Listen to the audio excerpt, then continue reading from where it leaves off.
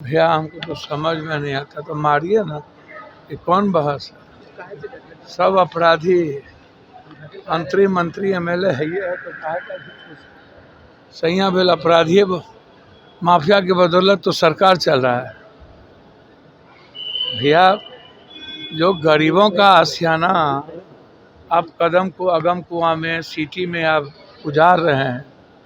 सदन में हम आज भी बोले, उस दिन भी वंदे मातरम के दिन बोले। 10 घंटा ये लोग 150 साल के बाद जो पाप आरएसएस किया था, कुकर्म किया था रविन्द्रनाथ टैगोर जी के साथ, और जो इन लोगों ने, भाई गांधी को कौन मरवाया? यही लोग मरवाए ना गांधी को। अब बात करते हैं मुद्दों की, करिए ना। बिहार में जो लगातार ठंडी महीने में आप गरीब दुकानदारों का घर उजाड़ रहे हैं, आप निवाला छीन रहे हैं, आप पेट पर लात मार रहे हैं, आप रोटी छीन रहे हैं। सारे मध्यमवर्गीय दुकानदार जो छोटे छोटे फुटपाथ पर दुकान, चप्पल का, जूता का, कपड़े का, सब्जी का, गोलगप्पा का, फल का, इन सब चीज़ का कर रहा है, आप पूरा उजाड़ रहे हैं। कल भी उजाड़ रहे हैं, आज भी उजाड़ रहे हैं। आत्महत्या करने के लिए 5 परिवार आ गया यहाँ राजभवन। अब राजभवन आत्महत्या करने के लिए पूरा बिहार आ जाए, कौन सा कोर्ट का ऑर्डर है भाई?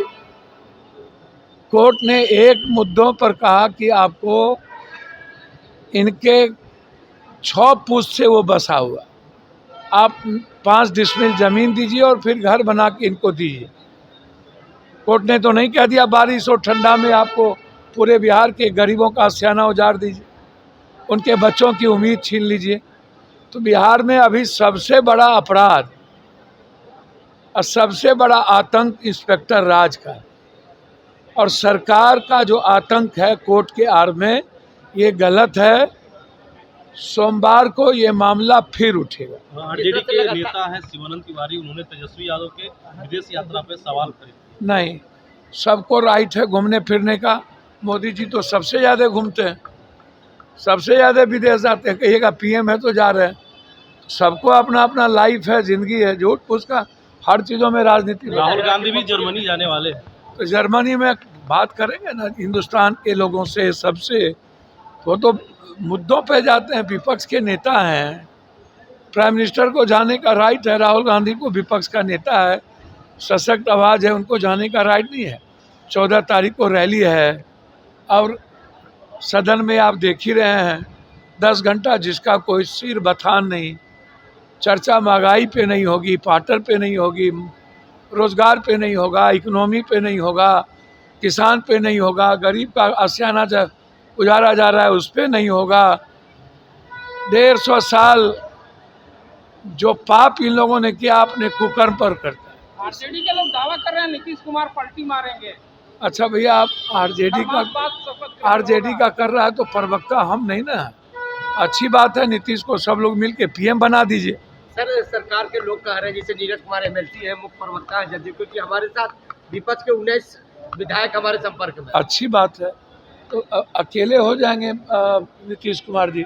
बीजेपी को हटा दें, नीतीश जी अकेले सीएम हो जाए। एसआईआर को लेकर के कई राज्यों में फिर से तिथि बढ़ा दी गई है। भैया, एसआईआर को लेकर के एक भी वोट बिहार में इन्होंने घुसपैठ नहीं निकाला, ना बताया। ईवीएम को लेकर के सवाल हुआ कि ईवीएम का जो सॉफ्टवेयर है वो किस कंडीशन में लगता है और कौन लगाता है।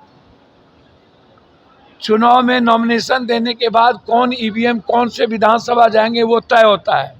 तो फिर वो सॉफ्टवेयर जो निचला पार्ट का जो हिस्सा है, उसका दायित्व किसके पास है? चुनाव आयोग के पास। तो आप यही ना, राहुल गांधी जी कहते हैं कि आप उसमें विपक्ष को और सभी पार्टी को, संसदीय कमेटी को जिम्मेदार बनाइए। बैलेट पेपर पर जीत जाते हैं, ईवीएम में हार जाते हैं। यही ना मुद्दा है कि चुनाव आयोग को चीफ जस्टिस ऑफ इंडिया भी उसमें रहे, और आप कोई आचार संहिता जिस पर लागू है वो काम आप चुनाव के बीच मत करिए। उसके बाद यह कानून लाना कि चुनाव आयोग से आप कुछ पूछ नहीं सकते हैं, रिटायर होने के बाद कोई केस नहीं कर सकते हैं। ये पूरा का पूरा गुलामी इस कंट्री में, कभी इंडिगो की गुलामी करो, कभी अडानी की गुलामी करो, कभी किसी की गुलामी करो, बंदी हो जाओ, तो सब की गुलामी हम लोग करते रहे हैं, कभी उस माफिया की, कभी उस पैसे वालों की। तो जो हाल आज 15 दिनों से इस बड़ी कंपनी के मालिक को लेकर के करोड़ों लोगों ने बंदी बन गया, और जिस कंट्री का शासन, सत्ता, सरकार और जनता एक कंपनी के गुलाम हो जाए, वह कंट्री कोलैप्स कर जाता है। और हमारी कंट्री की स्थिति यही है।